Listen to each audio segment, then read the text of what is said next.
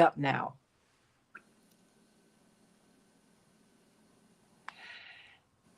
Hey, everybody. Welcome to the Santita Jackson Show here on AM 950 Radio, the voice of progressive Minnesota. It's a joy to be with you today. We're streaming on am950radio.com, but we are also on the Santita Jackson Show YouTube channel. The Santita Jackson Show YouTube channel. Please go there, like and subscribe, and share the show. Share the show. Share the show. And go to the Santita Jackson and Friends page. That's kind of old school, but it still works. But Facebook wants you all to get over to YouTube. So please do that. And go to X, the Santita, at Santita J. At Santita J. We're streaming there as well. Of course, yesterday we found out, we didn't find out. We got a chance to see and hear Governor Tim Walz. And so I want your reactions to that. And at the same time, we saw another member of the squad go down because of APAC money. And they used, this time, a history-making Black man, Wesley Bell, to do it. So let's talk about that, too, because they poured millions upon millions of dollars into that campaign. She said, well, with the 6 months I have left in my seat, I'm unleashed. And what does this mean? I mean, because they have gone after some people who were not Black, but they have also targeted Black progressives, because we have held the line on matters of freedom and justice. So let's talk about that. And let's talk about Tim Walz, because it's also interesting. Reverend Jeanette Wilson, Rainbow Push, Executive Director of the Push Excel program, Theo Hardeman, Violence Interrupters founder, indeed, someone who's really iconic, in this space of working with the grassroots. We're always so glad to have you here. And then Daryl Jones, iconic as well. No one stands taller in our voting rights forest. And indeed, he's the chair of the Transformative Justice Coalition, along with Attorney Barbara Arnwine, who was with the Lawyers Committee for Civil Rights Under Law. That was an organization founded by John Kennedy. And she left there and started the Transformative Justice Coalition. And they go around the country, not only working on voting rights, but the reason we know about the Ahmaud Arbery case is because Daryl Jones and Barbara Arnwine, both brilliant attorneys, were there. And they kept sounding the alarm. They were like, something happened down here in Georgia, and you all need to pay attention to it. And it took a long time, but eventually they got our attention. And for that, we are forever grateful. But you do this all over the country. So thank you. And everybody, I'm sending you so much love this morning. Robert, Tracy, I'm glad to see you here. Andre. And, look, let me just say this. And I'm not going to give this any more attention, because I over-index in attention to you, Tracy, but I never want to overlook people who engage in critique, because I think that I'm strengthened by criticisms. And I'm not trying to take credit for the Tim Walz pick. This is something that progressives are calling for. Quite frankly, I was looking at all of the candidates because I didn't know enough about each of them to make any kind of determination. I didn't know enough about Josh Shapiro. I didn't know enough about Tim Walz, Governor Beshear, Senator Kelly. So for me, the playing field was even until I started doing my research. And so then, as I watched progressives say, hey, wait a minute, let me tell you why Josh Shapiro is a non-starter. That got my attention, and it made me dig deeper on everybody. And I said, whoa, Josh Shapiro holds some views that are problematic for me. School vouchers, he supports them. Really almost criminalizing the student protesters, he supports that. He was a member of the IDF in his 20s. Okay, I hear you, but you do need to explain that. And that's not coming from me. That's coming from a lot of Jewish activists. They say, no, and you want to be vice president of the United States too? How does it work? So the thing is, I've invited you to call in, Tracy, and I'm not controlled opposition. Don't you dare question my bona fides.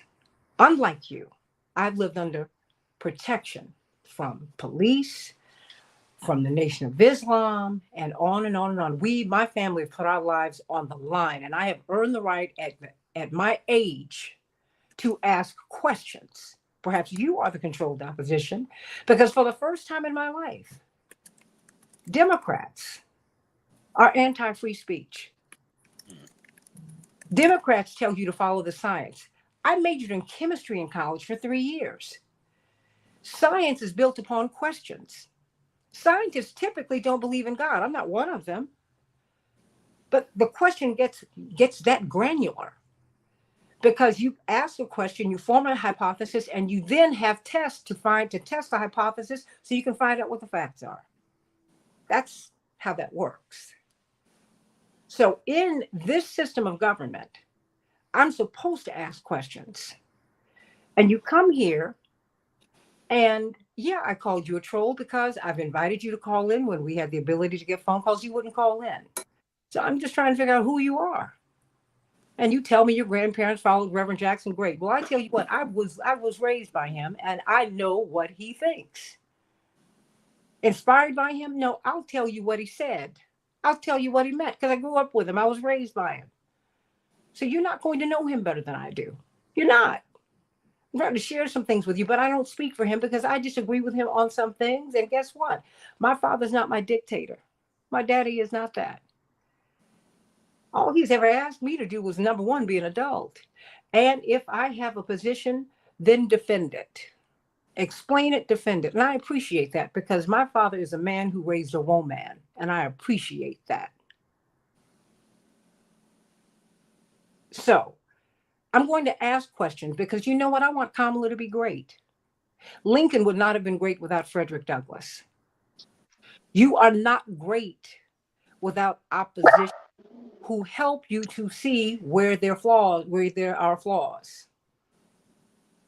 LBJ needed Dr. King and the civil rights organizations. He needed them. Otherwise, we don't know where we would have been. They pushed him to get voting rights. He didn't give that to us as a gift. Civil Rights Act, fair housing. We pushed for that and made him great. And I'm always going to do that. And so I want you to be here. I want you to contribute. But don't play with me. Don't play. No, religion, I don't put religion in politics. My religion shapes my politics. I don't let my politics shape my religion. Because of my religion, I believe that we should not have poverty anywhere. But my pastor, Reverend Clay Evans, said that God has never made a mouth he couldn't feed. God never makes provision without making provision. So everybody should have access to great health care, to education, to the path that will allow them to become who they're supposed to be. That's what my religion shows me. There are no big me's and little you's. Everybody is important in the eyes of God. So that is enough. Because it's very clear you want some attention where you got it, but because you speak for some other people. But that's not what we're doing here. Either you contribute in a helpful way or I invite your leave. I don't mind you being critical. But I do not like people coming and trying to disrupt the chat. Don't do that. Contribute in a way that lifts us all, that can make us better. Steel sharpens steel. I'm good with that.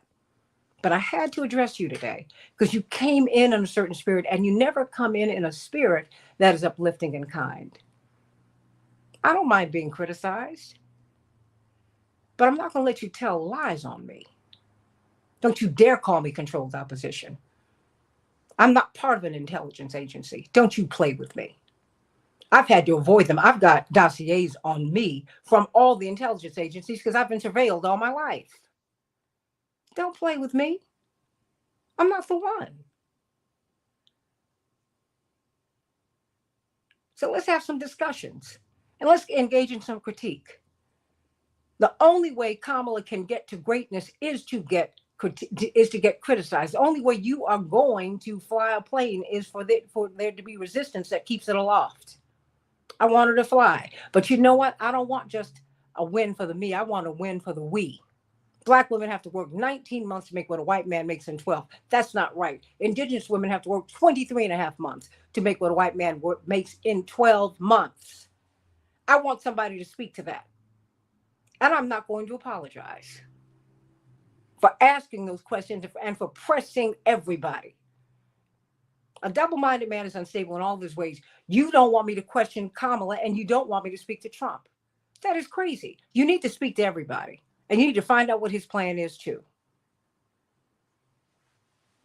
To grow up in your politics. This is how the game is played. My father took us to the table so we'd know how it was played. He helped us to see that these people don't do parties, they do power. Is that not right, Daryl Jones? They do power. You get up on the hill, you get up in the councils of power, you see they are all together, T.O. They don't care who the mayor is, they don't care who the governor is. They're going to buddy up with all of them because all they have are the keys. But then they will walk into the governor and mayors and commissioner and the president's office and say, let me tell you, buddy, this is how this is going to go because I'm the one who controls this thing because I got the money. I control the intelligence. That's how this works. And all you're seeing now is you're seeing the onions, the layers peel back on the onions. So stop crying and get to work. Hey, Robert, shalom to you, my sweet. Hello, Tracy. I hope you'll stay, but I'll understand if you don't. Andre, sending you so much love. Dave Dowling up there in Canada. Louis Chewy. Sure, Pearl, you're upset about Cory Bush. Well, we're going to talk about that. You said this is betrayal by AIPAC. No, this is their playbook. This is their playbook, and we can talk about that. Shirley from beautiful Philadelphia. Everyone's talking about your governor's stem winder of a speech. I knew he was going to come out and knock it out the park. And people said, oh, preach. Of course, you know, when you see black folks, you got to do that.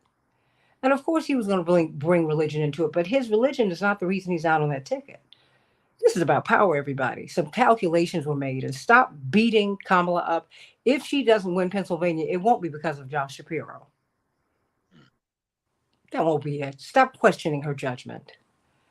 She and her team vetted everybody and they looked at the internal data, Daryl Jones and Reverend Jeanette Wilson, and they made some determinations.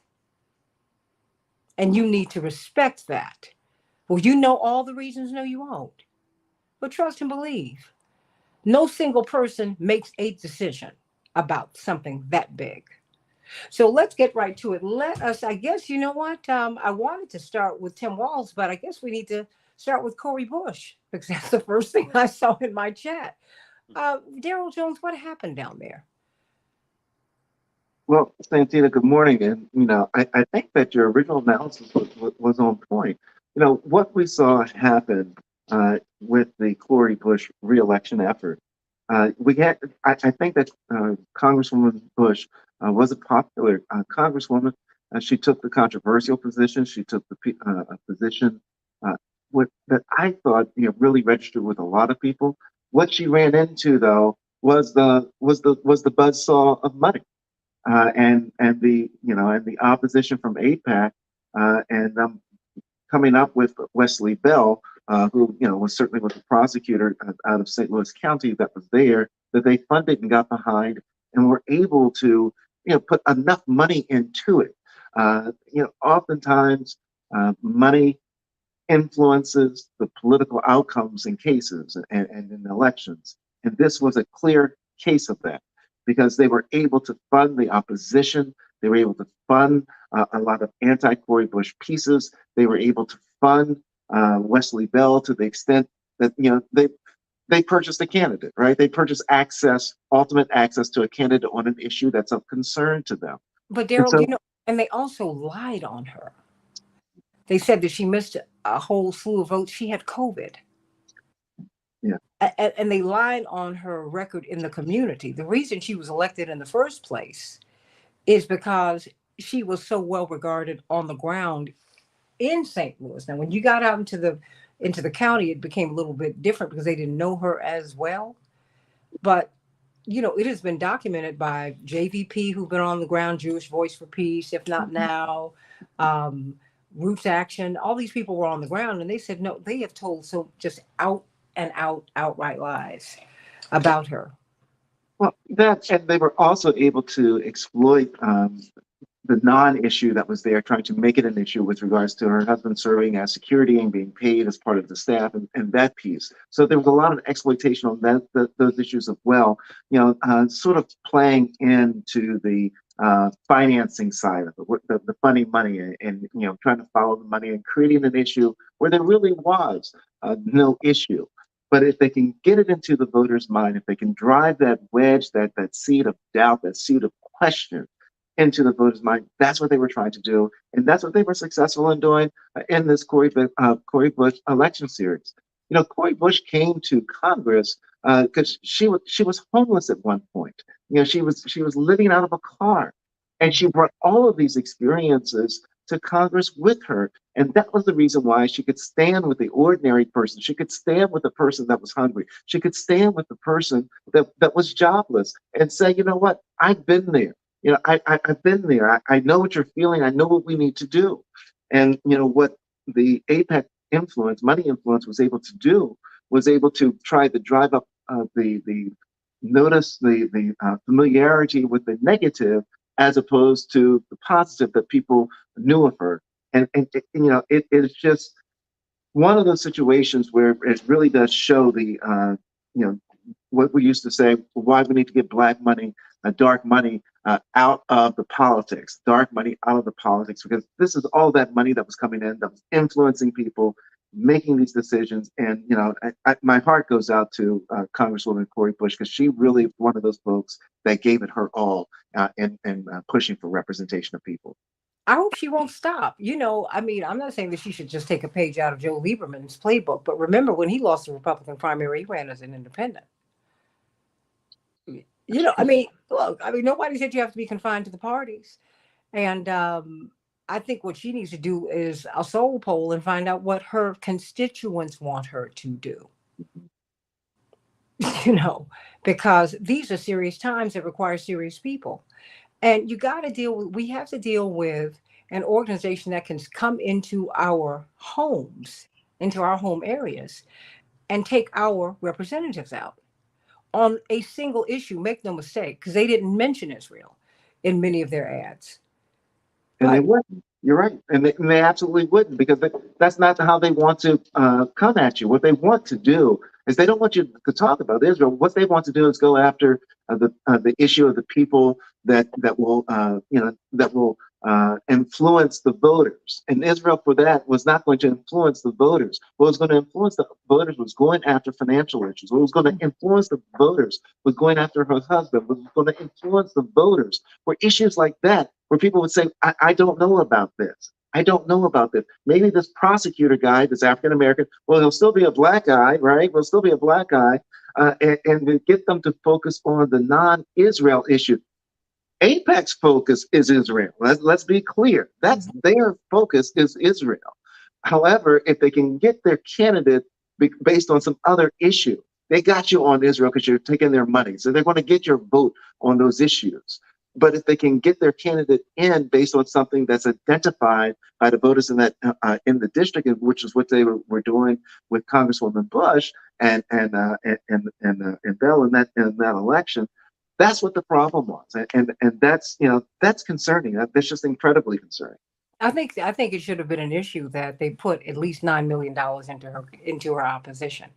That's something that we should all be concerned about, Tio Hardeman, because it can happen to any of our representatives. What they did to Jamal Bowman and what they've done to Cori Bush is what they will, these people will come in with some campaigns and you will not recognize your next door neighbor or Well, your you husband or know, your wife or your partner.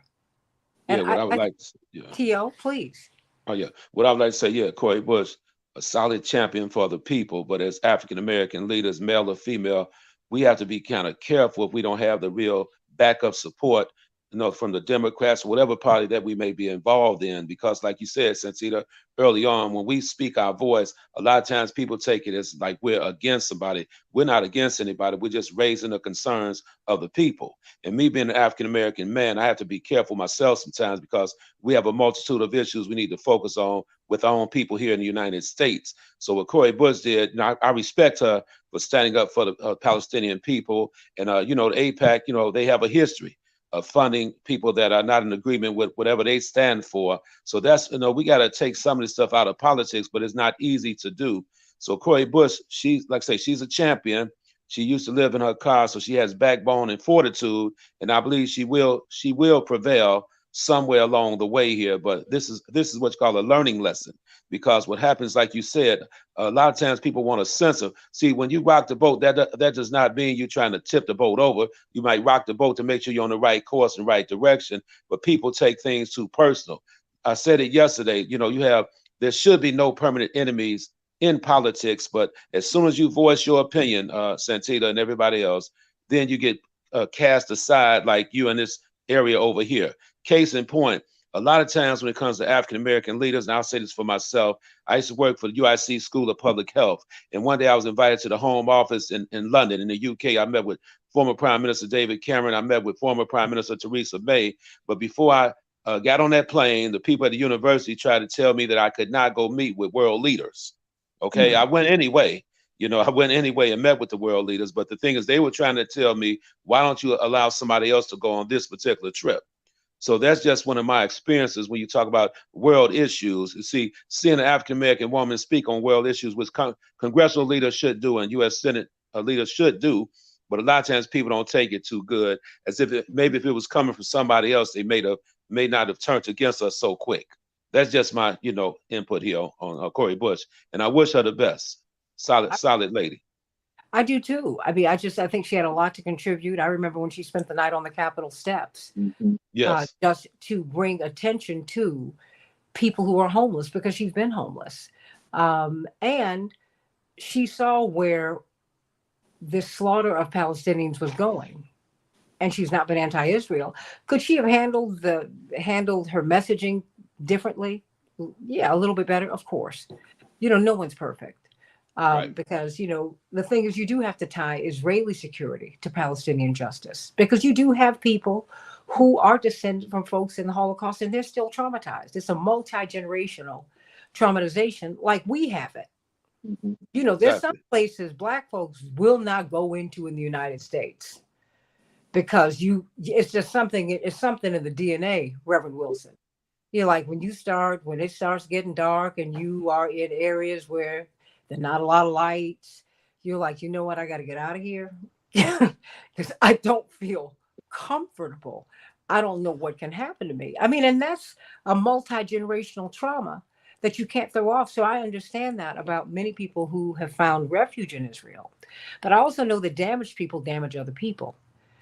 And until you make peace and really get healed, you'll do what we're seeing done over there. And that is what is so painful, because this is not Judaism. This is politics. Jesus was Jewish, was a Palestinian Jew who was a refugee, by the way. So if you want to tear down Judaism, many of us are Christian. You're tearing that down. Well, I think on the Cori Bush issue, the Democratic Party owed her. And somehow this party has forgotten to support down ballot. In these presidential election years, there's a heavy focus on who's going to go to the Oval Office. Very little focus by the Democrats on maintaining and increasing the numbers in the United States House of Representatives and in the U.S. Senate. They do not put money into the people that will hold the president accountable. And when you look at when Obama was president, he could not get his cabinet approved by the Senate because he didn't have enough votes in the Senate. He couldn't appoint people to the U.S. Supreme Court. Mm-hmm. Didn't have enough Senate votes. We have to start. Wait a minute. Mitch McConnell said, I'm not going to even interview Merrick Garland. Yes. Does that? Yes. Well, but the Republicans have a clear understanding of power. And all of this, as you said over and over again, it's about power politics. And it's like playing chess. Your brother and I used to play chess together. And what you learn in chess is not how many moves you make, it's how you move and how you block the other side from making a move that can hurt your forward movement. And I think that African Americans who look at this must begin to look at how do we move in a manner that protects and provides for us and gives us what we are looking for, whether it's better wages, contracting opportunities, positions. We have to move strategically, not just emotionally. And so I think that Cori Bush is a victim of our failure to fight for our candidates. And oftentimes we use some of the new technology can be helpful, but nothing beats door to door, church to church, organization to organization, street to street. That's why Daryl Jones and Barbara Arnwine are so successful. Mhm. They use the technology, but I guarantee you they're going to have people in buses and cars and moving people so they can begin to see. I dare say that many people that live in that city did not know Cori Bush was even in a fight for her position. Just didn't know, because they would have done something differently. You have to, and you know, the media, you have to use our media. And now we're all, every pastor, large or small, has use of technology. So there's a way to connect that we have to use it. And I'm telling you, in this election, it's not just about Vice President Harris and who's the VP that will run on her ticket, who's running for Congress, who's running for the U.S. Senate, who's running these state legislative bodies. You got to understand, power is in those state legislative bodies. When these HBCUs, and you notice the land grant colleges are being taken over by states that are placing Who wait a minute? Who wiped out affirmative action, wiped it out, DEI? wiped it out. So these black colleges will not have black students in them. I called your father's alma mater about a student who has a high average, you know, seeing what scholarships were available to her on that campus. And when I finally got to financial aid, they said to me, in ordinary times, we could have done something. The girl deserves, but we have no control over our finances anymore. The state controls our financial decisions totally. And they control the boards. They're picking presidents now at these state land grant schools. Like And pushing out the ones that we choose. Absolutely. Let's back up, because they're pushing out the presidents who the black boards of trustees and the black communities want. Absolutely. And they're replacing them with people that follow their dictates. That's what's happened to Cori Bush, and it's happening, and she's in the Congress, but it's happening in every southern state and Midwest state where those who are far to the right are trying to control the destiny of everyone at the state, the city, the county, and the federal level. Well, you know, I hope that we will all, and I appreciate the debate, the chat, that we've got things going this morning on this other side. But let me just say this. And Tracy, you don't need to apologize for grammar and spelling, because you're responding in real time, and you know, we can type incorrectly, and sometimes, you know, we don't spell perfectly, and that's okay. I don't mind the debate, and you don't even have to like me. That's really, I can live with that. But what I will not tolerate is disrespect of anyone here. You all can debate with each other, but keep the disagreements elevated. Disagree without being disagreeable. Disagree without being disagreeable. The reason I called out one of the members, and it's like two or three of you come up with the same argument all the time, is because I have grown up with, and Reverend Wilson, I've known you more than 40 years. We have seen every kind of spy there is, and every kind of surveillance there is. I mean, there was a man who used to drive us to school and who would drive my father back and forth, who we found out, I would guess I was in college, or just before I went to college, that it turns out he was part of a group called the Red Squad. The Red Squad killed Fred Hampton. He had been detailed to kill my father. And we found out. And remember, that became a big story. And it was horrifying. I remember how my brother Yusuf was traumatized by that still, because Uncle Howard gave him his first leather coat. And he said, he was about 12. He said, I didn't even know what to do with that. So I'm just saying to you, I've had a whole body of experiences that I would be remiss if I didn't share them. Whatever you feel about Robert Kennedy Jr., Robert Kennedy has had a body of experiences that we cannot even imagine. He was with his daddy when he found out his uncle had been killed, his daddy's brother. He followed his daddy into his office, Daryl, at their home because his father was home that day and they were playing and having fun with the kids because they were going into Thanksgiving break, remember? Well, we don't remember, but that's what was happening. And he said, my father called the CIA. Whose father can call the CIA? Did you kill my brother? Who did this? Called J. Edgar Hoover. How many people have that kind of experience? So he's seen some things, y'all. And some people have seen some things. There's some things there's some discussions that Daryl Jones has had access to that I'm going to have to trust him on because he's been in the room on some things. Because there's nothing more precious to us than our vote, because the vote is the right out of which all others flow. So he's in a very, very sensitive, dangerous space. And Barbara Arnwine, his partner, has been attacked by the police in her home. You remember that, Daryl Jones? By the Department of Justice. This is what we're living with every day. So let's get clear. I just try to share these things with you so that you can beware. If you never see me again, the Lord gave us all this body of experiences. Reverend Wilson has seen it, because if you like Reverend, it was like waving a flag. Everybody who didn't like him didn't like you. And you needed to be employed at Push because you can get a job anyplace else. The Reverend we grew up with is not the Reverend you know now. He was not iconic.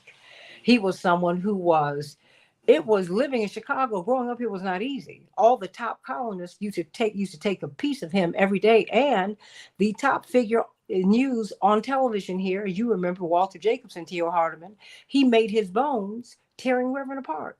Yep. Part of the reason my brother had to go away to boarding school, because we had to live with that blowback. So, and I'm just saying to you, these are the times that we're living in, because I'm seeing them go after Kamala Harris now on her vice presidential pick. I've never seen anything like it. She made the choice. And while Josh Shapiro gave a heck of a speech yesterday, Tim Walz did not disappoint. No, he didn't. You were like, whoa, wait a minute. I think that she might have hit pay dirt here. I think so. I think because this guy can take it. He can go to the to the 4-H club.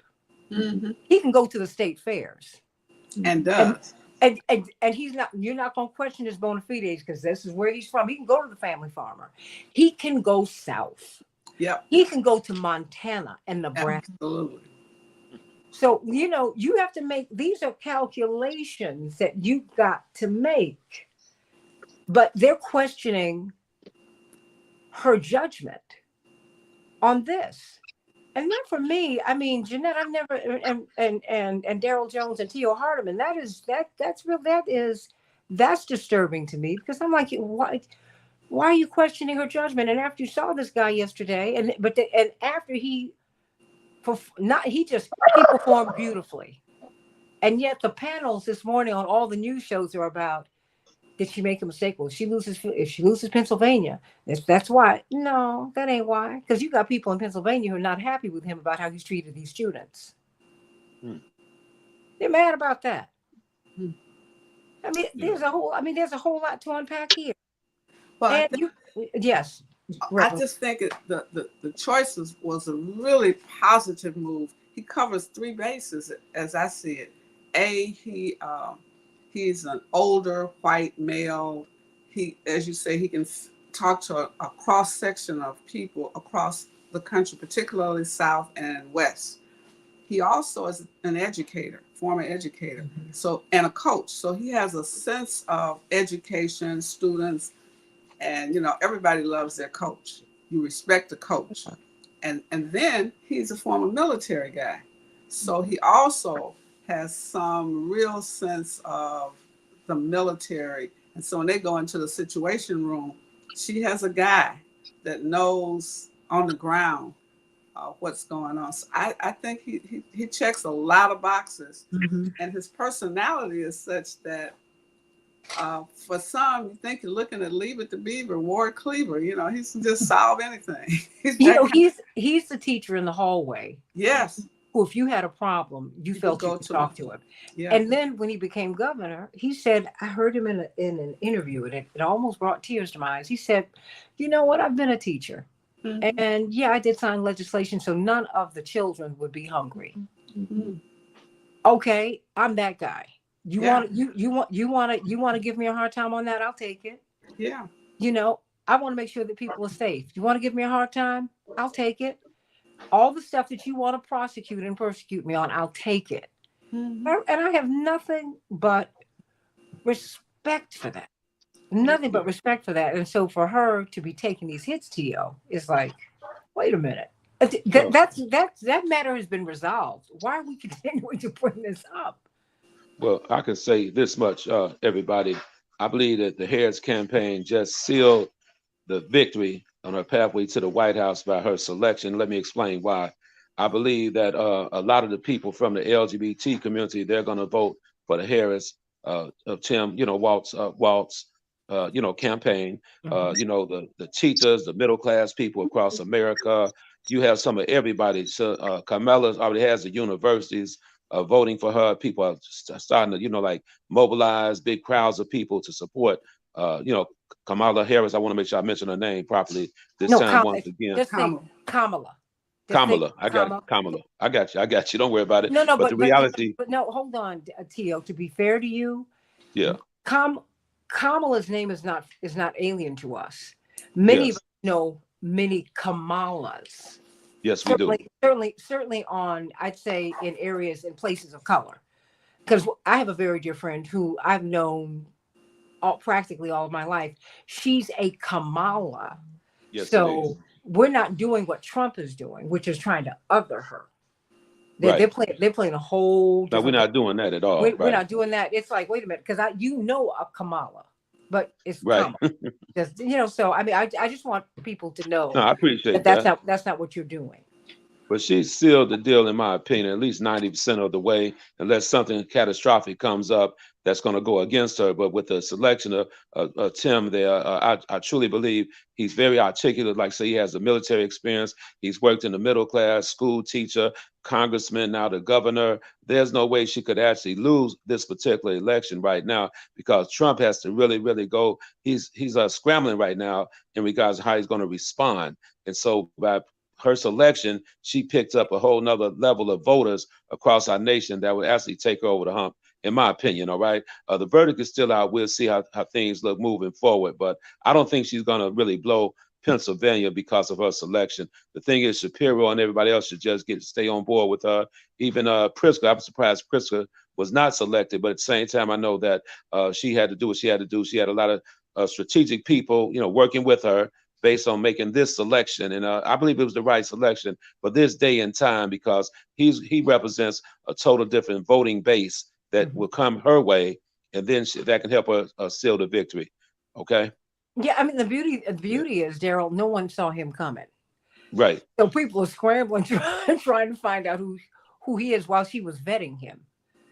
And I thought that was really smart. Although I do wish the delegates had had an opportunity to vote on him, because I want the process to be as fair as possible. But but here we are, and I know this is kind of a mixed bag this morning, but everybody, I've got whiplash. Oh, I need a brace, because we were going to start the day talking about walls, then you got Cori Bush, and we saw that happen, and it's been a lot. I mean, because basically I've gotten an hour of sleep.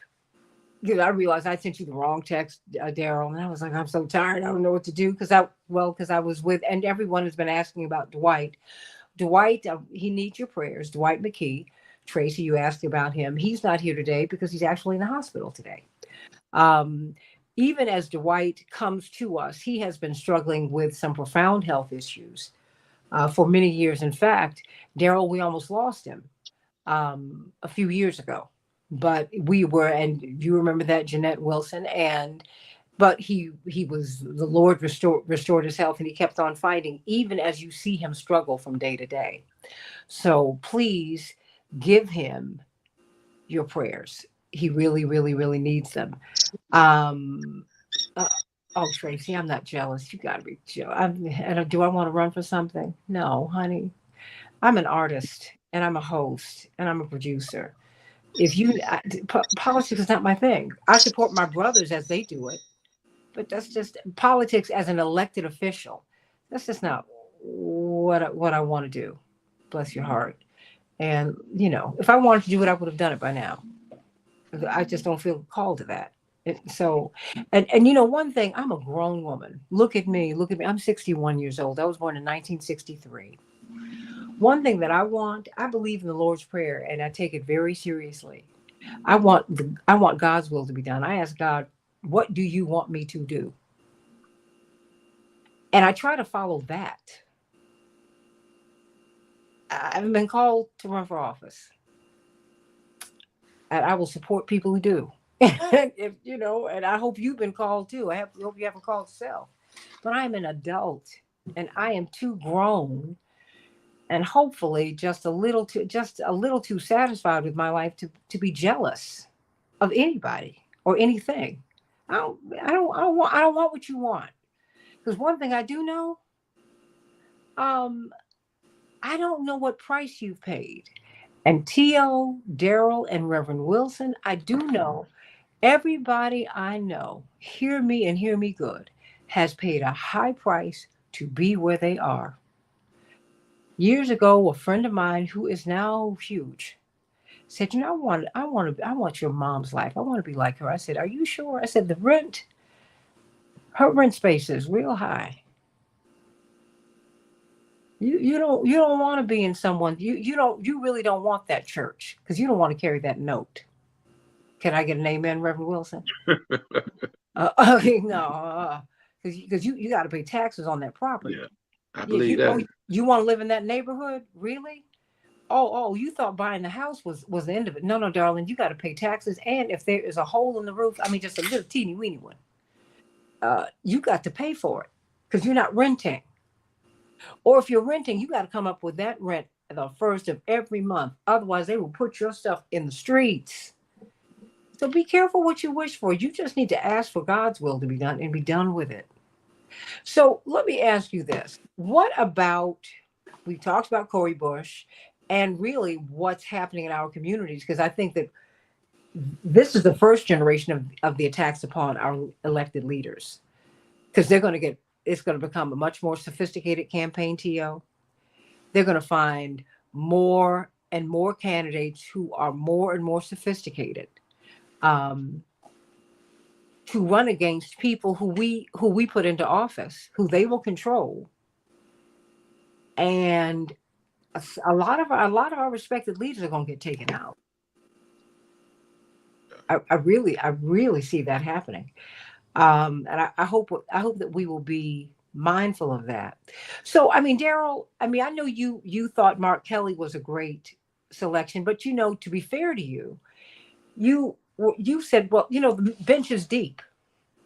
So it's not like you were just satisfied with anyone, but you were just saying, in terms of our culture, the military, that means something. He has a wife he's been caring for, someone who has struggled with her health, but thankfully, the former congresswoman, she's doing quite well.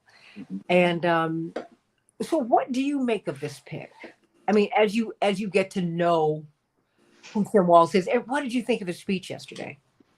I thought this speech was outstanding. I thought it was just a really good speech, and I thought it was a good speech because it hit on all of the key issues of what he brings to the table. And interestingly, part of the reason I supported Senator Kelly, thinking that he was the great pick, was because of the level voice, the military background. Having been deeply involved in flying missions when during that period of time that he was involved in that. So that's what I thought that he brought. Interestingly, now what Tim Walz will bring is this, right? As we've mentioned, he's a teacher, but he comes from a family of teachers, right? Mhm. Three of his four siblings are all teachers. So they bring that strong union piece that's going to be there. So you're going to have a lot of union support, that would have been there, but this is going to be a little extra now because of who she has selected. It sends a very strong message to our young voters that are the progressive voters with regards to with regard to Gaza and where they stand, and that she's going to be listening and hearing, not just listening to what they're saying, but actually processing and taking it into consideration, because it was the pushback, right, from the progressive side of the Democratic Party. Wait, let me ask you this. Do you think that's a bad thing? Because I think that part of the pushback that you're seeing about her choice is pushback on that too. In a subtle way. I think that's subtextual here. Yeah, no, I think that that's positive. It shows that she's a person that listens, right, Mhm. and that she I said the factors. same thing. Yeah, she factors in what others are saying, and that's what you want in a president. You want the person to factor in what other people are saying and hear what they're saying, and then use that as part of the analysis. And I think that Vice President Harris did that. I love the fact that I think that Tim Walz is going to be one that's going to be connecting to those young voters because of what he did in the classrooms, because of what he did with regards to being the football coach, because of what he did for the young kid who he talked about, who was gay and wanted to start the gay student alliance, and, And he was their advisor. and he was their advisor, and Yeah. he was encouraging, and all those steps. I think that it shows an openness, and the openness to be who you are, and the openness to say we are willing to listen. We're going to be supportive, and we're going to factor in your experiences to what we decide to do. And that's what I think Vice President Harris showed in selecting Tim Walz as her candidate. Not only that, but now she has, somebody who's going to be on the trail with her, who's just one great speaker in terms of being motivational and showing that there's an integrity that's there that he brings with it, and that integrity comes through. I don't think integrity is something you can manufacture. Because you can throw it out, you can be principled on something, but somewhere it's going to show that that's not truly who you are.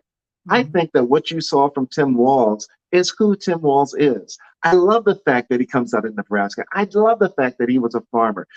It's a you know, it shows the story of a person that grew up on a farm, and now as Vice President Harris and I think Tim Walz both put it, went from the farm, wasn't the person you would expect to be going to be a vice president in the White House. That's an incredible story. It's the everyday American story, and I just think that it will be just tremendous to see them on the trail together as they go. And what an interesting contrast it is to Trump and Vance, right? With the two white men on the other side. So I don't know that you can get a better contrast with regards to the question of where does America go? What does America want to do? What type of leadership does America want? Does it want to be reflective of who the body is of the United States, the population is of our government? I think it's a phenomenal pick for all of those reasons. Again, as you've indicated, and he served in the military, so we have that element that's there as well. So I think that is a very good pick. I really do.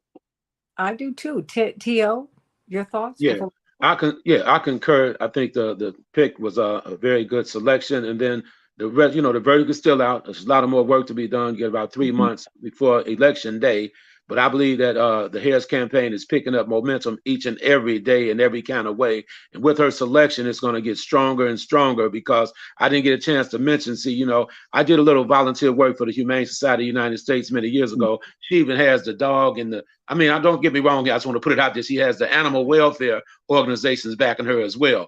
That's a major voting base. Seriously, the animal welfare people, Yeah. that's a major voting base. Then I'm not going to, and then you got everybody else that they're coming on board with her. You even have Republicans turning in her direction now.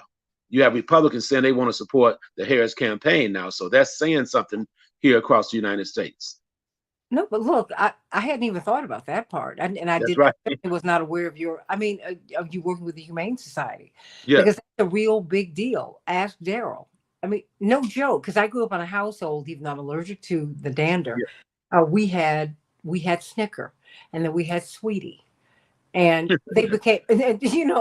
Magazines would come and take pictures of our family. I remember Time was doing an article on Dad, and they kept trying to push Snicker out the picture.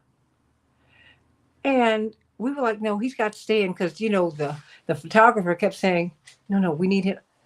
And Snicker, if you see the picture, he's right in the front.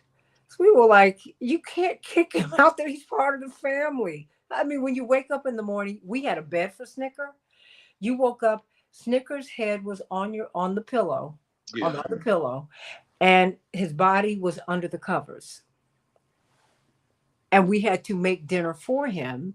And then you had to bring the bowl to the corner between, I think, Johnny and Danny, because we would say grace, and then he would start eating. Yeah. I know that you love that, Daryl. He was a member of the family, and we couldn't leave him anywhere. We had to take him everywhere. Well, Santita, I was tapped by the Humane Society to help Michael Vick turn his career back around after he was released from prison. So that's what happened. Wayne Pacelli is the president of the Humane Society of the United States, and we did a lot of good work with Michael Vick across the nation to bring an end to dog fighting. By me working in the field of violence prevention, that's why they sought me out. Well, I want you to come back and talk about that, because people don't realize that that's a multi-billion-dollar industry. Right. And I mean, and people did not know that Michael Vick was making a lot of money off of that. And Black people also have another kind of relationship with dogs, I think, because of slavery. There are a lot of layers to everybody's experiences, y'all. There just are. Reverend Wilson, I got a couple of minutes for you, and then I'll run to the second hour. I just want to make sure that everyone puts in their calendar, meet us at the Push Convention next week, not next year, next week. I'm like you, I've been up. I think that this is the most consequential convention we've ever had. We're back in our home building that we founded in 1971, so it's a very historic moment for us. We opened, Daryl, with a back to school. We're talking about banned books, Santita. We're going to be giving away, in our partnership with Transformative Justice, banned books that are being banned across the country in various states. We want our parents and children to read together. So we're going to talk about that on Education Day. We're going to talk about stopping this violence, not just police-initiated violence against people, but our violence against each other. We have to begin to make sure that our communities are safe for children to go to and from school. We're going to be talking about alternative options for people to have a career.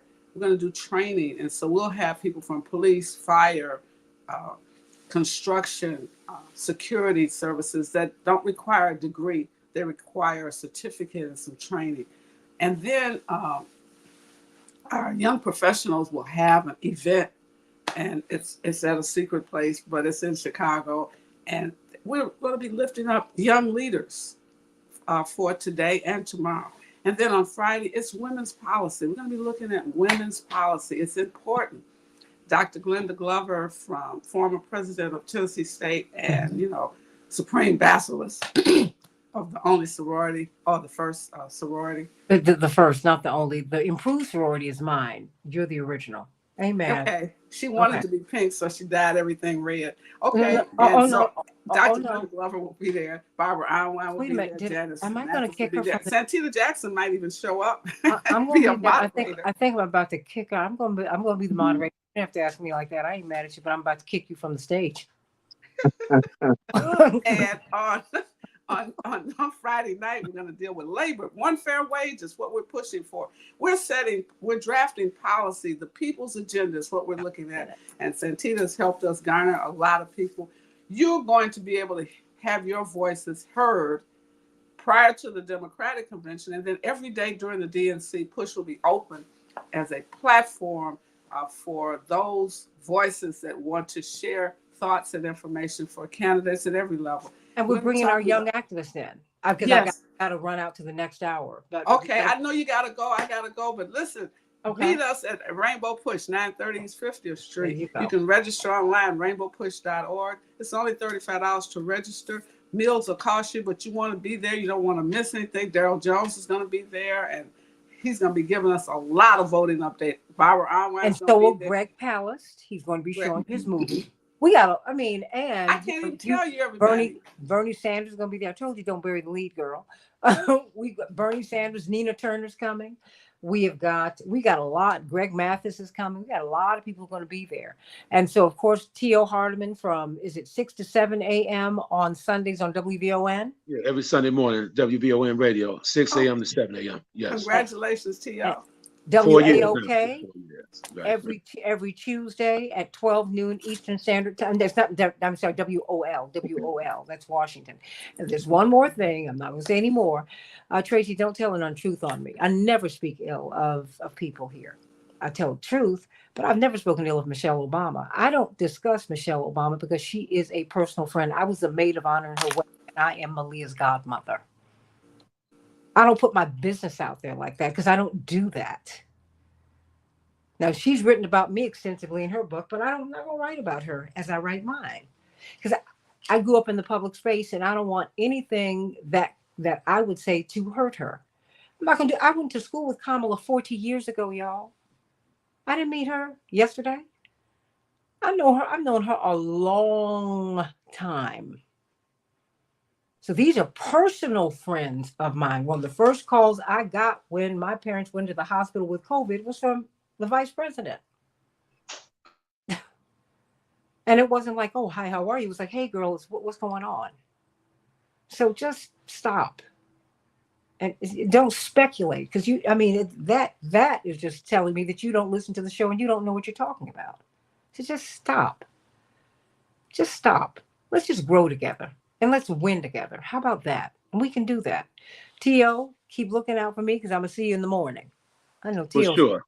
No, not so early. Yeah, and Daryl too, and Reverend Wilson. I'll see you in the morning. Sending you all so much love. Let me get on over here because we got to have another conversation about this. Enjoy. Okay. All right. Bye-bye, everybody. I will Peace. send you Dwight's numbers. Both Thank of you. you. Okay. Reach out to him. Please Okay. do. All right. Love you all. Bye-bye. Come Talk on to over you. to the second hour of the Santita Jackson Show, everybody.